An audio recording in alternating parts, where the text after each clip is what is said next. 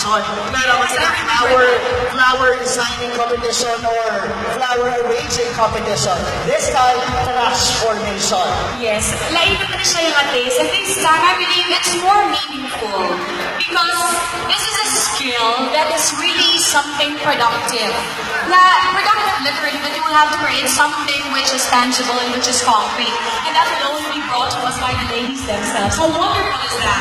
This is also a promotion of our provincial management on the environment. Eco-friendly na dapat sa probinsya sa Negros Occidental. Now, ladies and gentlemen, please allow me to introduce our friends. Number one, please express great use of your own materials.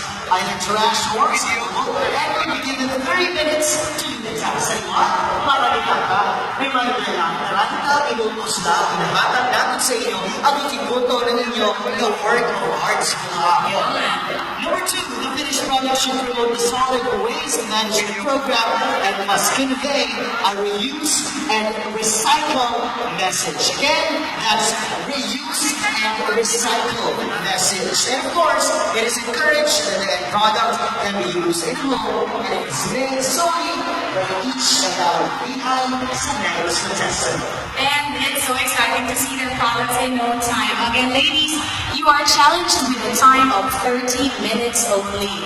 Now, how will the judges naman na Adrian score them? So, the following criteria are as follows. We have use of trash or recyclable materials, that is 30%.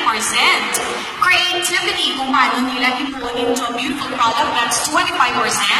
Originality, that's another 25%. Usefulness, again, sa mechanics pa kanina, maggamit dapat sa balay, that is 15%.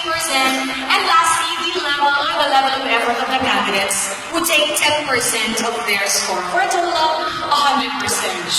Very excited to check on the various concepts they got there. Kami naman tingnan for sure, matapos-tingnan ang si Mr. Ian Ganapos. Hindi siya, transform someone to something creative and genius. Sa office pa lang niya, maliwanag na may trash formation na. Bongga-bongga.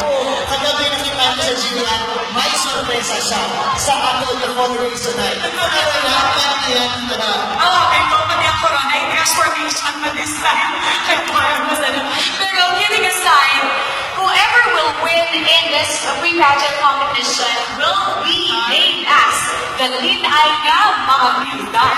Linay nga kalidad. That one's now, ladies and gentlemen, Robinson's Place, Bacolod. Then before we conclude our activity this afternoon, duwa ka mga linay na magbaho ang magpapauli sa duwa ka award on special recognition. First, we have use of the media and second, Linay nga mga habilidad.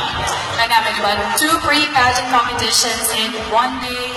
Later on, it's gonna be a wrap. But surely, ako na ganiyang adlaw that's giving everybody a taste of what to expect in the whole Linay sa Negros Journey pageant.